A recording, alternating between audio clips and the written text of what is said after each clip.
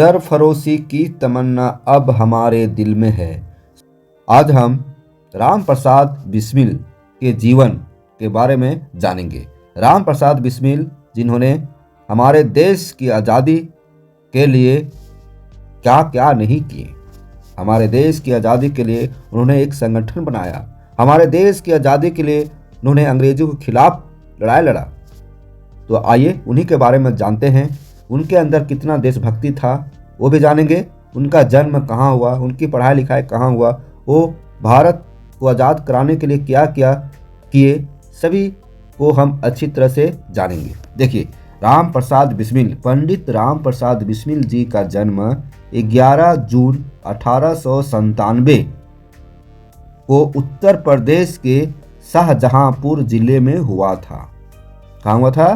शाहजहांपुर कहाँ है? उत्तर प्रदेश। कब हुआ? 11 जून 1897 ईस्वी को। उनके पिता का नाम मुरलीधर और माता का नाम मूलमती था। जब राम प्रसाद 7 वर्ष के हुए तब पिता पंडित मुरलीधर घर पर ही उन्हें हिंदी अक्षरों का ज्ञान कराने लगे। मतलब 7 साल की उम्र में ही उनके पिताजी उन्हें पढ़ाने लगे।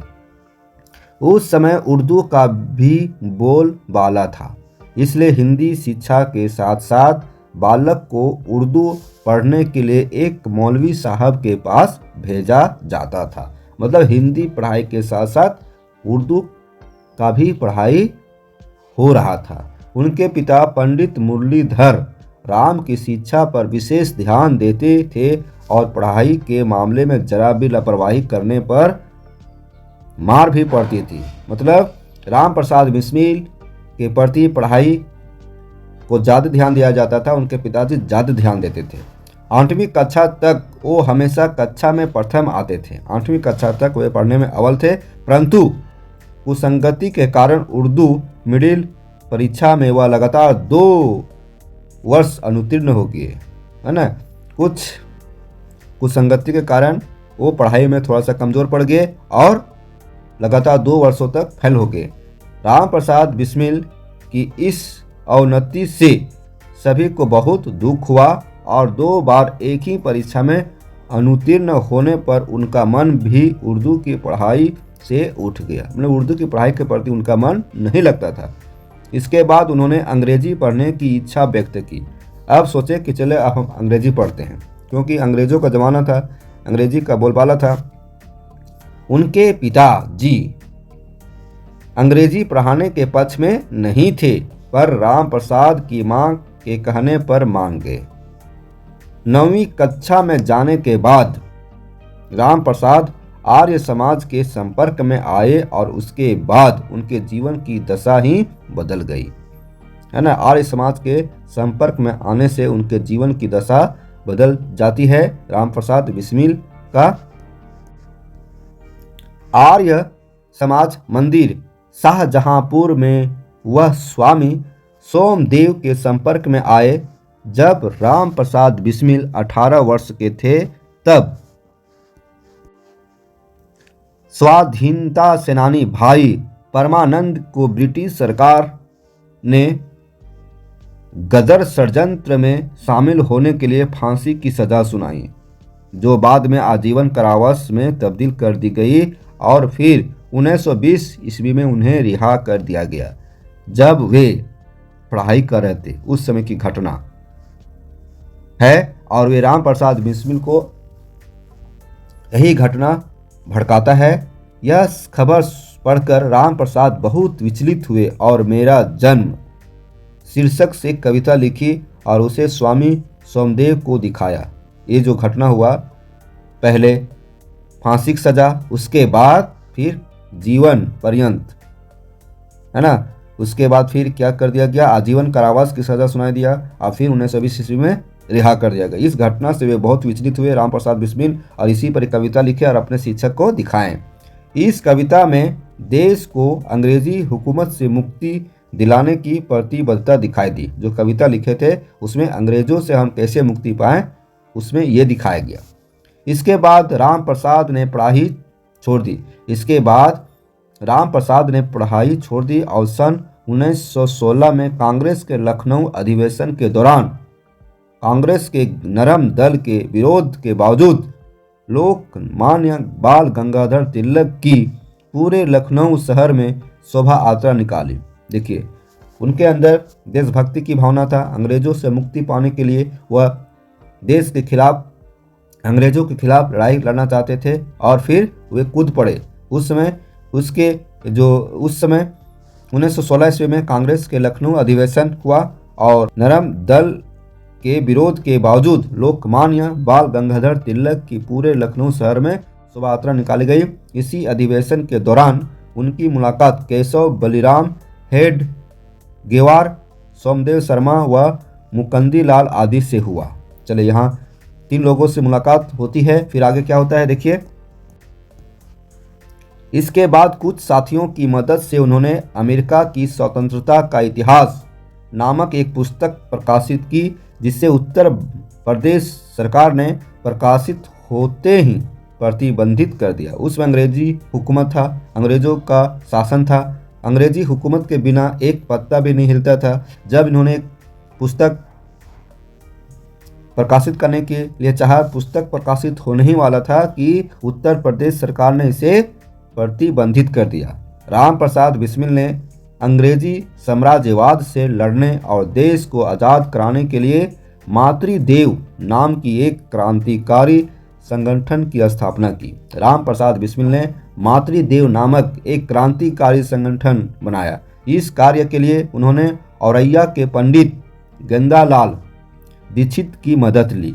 स्वामी सोमदेव चाहते थे कि इस कार्य में राम प्रसाद की मदद कोई अनुभवी व्यक्ति करे। इस कारण उन्होंने उनका परिचय पंडित गेंदालाल से करवाया। उन्हें उनका जो उनके शिक्षक थे वही उनको मदद करवाए।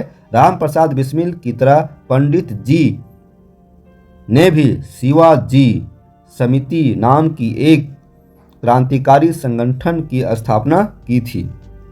दोनों ने मिलकर इटावा, मैनपुरी, आगरा और शाहजहांपुर जिलों के युवकों को देश सेवा के लिए संगठित किया। देखिए कितना अच्छा काम किया। देश की आज़ादी के लिए संगठन होना जरूरी था, तो वे देश के युवाओं को एकजुट लाने के लिए अपने जो संगठन था उसको बढ़ाया। जनवरी 1918 में बिस्मिल ने देशवासियों के नाम संदेश नाम का एक पैम्पलेट प्रकाशित किया और अपनी कविता मैनपुरी की प्रतिज्ञा के साथ साथ इसका भी वितरण करने लगे, जिससे उनके संगठन के प्रति लोगों को विश्वास हुआ और लोग जुटते चले गए। नवयुवक एकजुट होते चले गए। सन 1918 में उन्होंने अपने संगठन को मजबूत करने के लिए 3 बार डकैती भी डाली।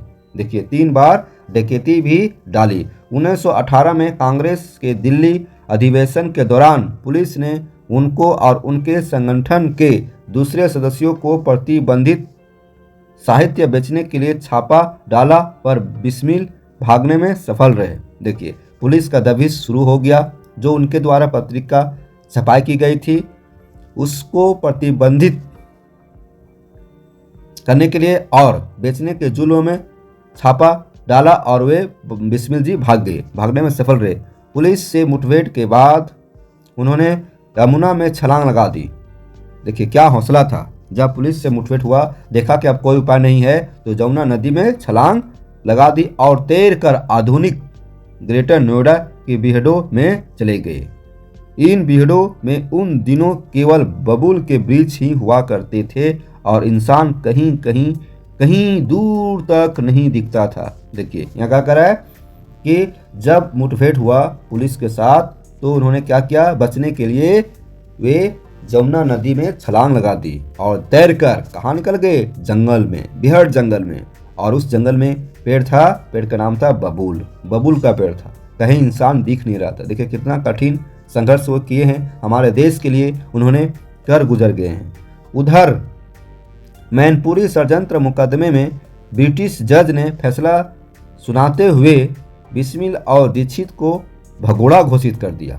राम प्रसाद बिस्मिल ने ग्रेटर नोएडा के एक छोटे से गांव रामपुर जागीर में शरण ली और कई महीने यहाँ के निर्जन जंगलों में घूमते रहे। इसी दौरान उन्होंने अपना क्रांतिकारी उपन्यास बोल्शेविकों की करतूत लिखा। देखिए, वो जंगलों में घूमते हुए भी एक क्रांतिकारी उपन्यास भी लिखे और यौगिक साधन का हिंदी अनुवाद भी किया। इसके बाद बिस्मिल कुछ समय तक इधर उधर भटकते रहे और जब फरवरी 1920 में सरकार ने मैनपुरी षड्यंत्र के सभी बंदियों को रिहा कर दिया, तब वो भी शाहजहांपुर वापस लौटे। मतलब जो मैनपुरी षड्यंत्र के जो कैदी थे सबको रिहा कर दिए, तब वे रिटर्न हुए। सितंबर 1920 में कांग्रेस के कलकत्ता अधिवेशन में वो शाहजहांपुर कांग्रेस कमेटी के अधिकृत प्रतिनिधि के रूप में शामिल हुए। वहां उनकी मुलाकात लाला लाजपत राय, जो उनकी लिखी हुई पुस्तकों से बहुत प्रभावित हुए और उनका परिचय कलकत्ता के कुछ प्रकाशकों से करा दिया। इन्हीं प्रकाशकों में से एक उमादत्त शर्मा ने आगे चलकर सन 1922 में राम प्रसाद बिस्मिल की एक पुस्तक कैथेराइन छापी थी। देखिए, आगे इनकी मुलाकात लाला लाजपत राय जो आप नाम सुने हैं, लाला लाजपत राय वही शख्स थे जिन्होंने अंग्रेजों के खिलाफ लोगों को एकजुट किया, अंग्रेजों के खिलाफ लड़ाई लड़ी और अंग्रेजों की लाठी से इनकी मृत्यु हो जाती है। ठीक है। सन 1921 में उन्होंने कांग्रेस के अहमदाबाद अधिवेशन में भाग लिया और मौलाना हसरत मोहनी के साथ मिलकर पूर्ण स्वराज का प्रस्ताव कांग्रेस के साधारण सभा में पारित करवाने में महत्वपूर्ण भूमिका निभाई। शाहजहांपुर लौटकर उन्होंने लोगों को यह सहयोग आंदोलन में भाग लेने के लिए प्रेरित किया। यह सहयोग आंदोलन जो महात्मा गांधी के द्वारा चलाया जा रहा था, तो उसमें भाग लेने के लिए लोगों को प्रेरित किया। जब चौरी चौरा कांड के पश्चात गांधी जी ने यह सहयोग आंदोलन वापस ले लिया, तो 1922 के गया अधिवेशन में बिस्मिल व उनके साथियों के विरुद्ध स्वरूप कांग्रेस में फिर दो विचारधाराएं बन गई, एक उदारवादी और दूसरा विद्रोही। देखिए, जब असहयोग आंदोलन चल रहा था तो कुछ घटना हुई और यह घटना चौरा चौरी कांड के नाम से जाना जाता है और ये घटना में कुछ नुकसान हुआ, तो जिससे हमारे जो गांधी जी थे, हमारे महात्मा गांधी, वो इस आंदोलन को वापस ले लेते हैं।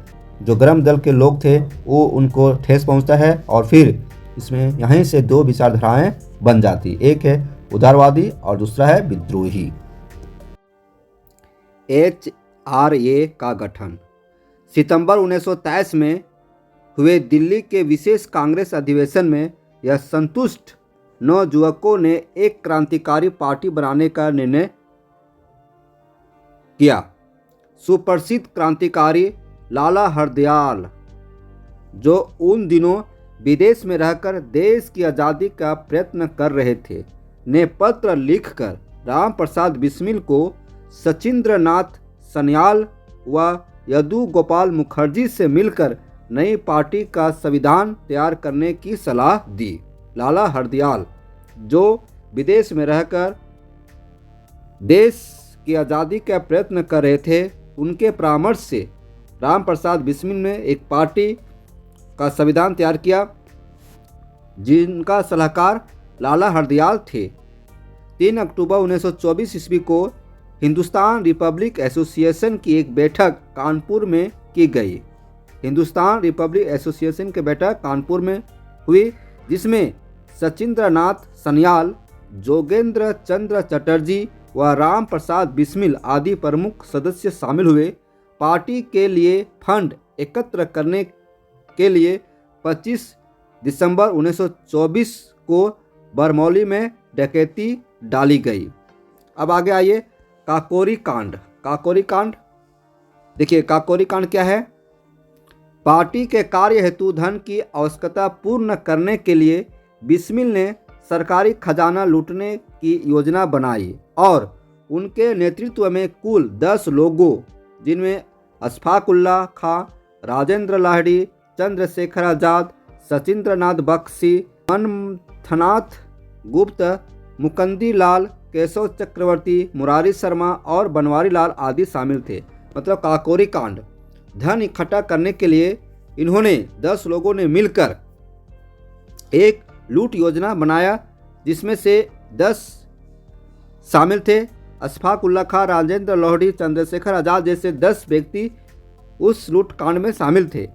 लखनऊ के पास काकोरी स्टेशन पर ट्रेन रोककर 9 अगस्त 1925 ईस्वी को सरकारी खजाना लूट लिया। अंग्रेजों का जो खजाना था, सरकारी खजाना था, उसे लूटा गया काकोरी स्टेशन पर। 26 सितंबर 1925 को बिस्मिल के साथ पूरे देश में 40 से भी अधिक लोगों को काकोरी डकैती के मामले में गिरफ्तार कर लिया गया। देखिए, 9 अगस्त को लूटकांड हुआ और 26 सितंबर को बिस्मिल के साथ पूरे देश में 40 से भी अधिक लोगों को काकोरी डकैती मामले में गिरफ्तार कर लिया जाता है। अब देखिए, फांसी की सज़ा राम प्रसाद बिस्मिल को अशफाक उल्ला खां, राजेंद्र लोहड़ी और रोशन सिंह के साथ मौत की सज़ा सुनाई गई। मौत की सज़ा राम प्रसाद बिस्मिल को, अशफाक उल्ला खां को, राजेंद्र लोहड़ी को और रोशन सिंह को मौत की सज़ा सुनाई गई। उन्हें 19 दिसंबर 1927 ईस्वी को गोरखपुर जेल में फांसी दे दी गई। राम प्रसाद बिस्मिल को फांसी 19 दिसंबर 1927 ईस्वी को गोरखपुर जेल में फांसी दे दी गई। जिस समय राम प्रसाद बिस्मिल को फांसी लगी, उस समय जेल के बाहर हजारों लोग उनके दर्शन करने के लिए प्रतीक्षा में थे। अंतिम दर्शन करने के लिए प्रतीक्षा में थे। हजारों लोग उनकी शव यात्रा में शामिल हुए और उनका अंतिम संस्कार वैदिक मंत्रों के साथ राप्ती नदी के तट पर किया गया। तो ऐसे थे राम प्रसाद बिस्मिल, जिन्होंने देश की आज़ादी के लिए क्या क्या नहीं किए। जेल गए, काकोरी कांड में शामिल हुए, संगठन को चलाने के लिए सरकारी खजाना को लूटे, अंततः उन्हें फांसी की सज़ा मिली और वे हंसते हंसते फांसी के फंदे पर लटक गए। उन्हें हम सत सत नमन करते हैं। जय हिंद, जय भारत, वंदे मातरम।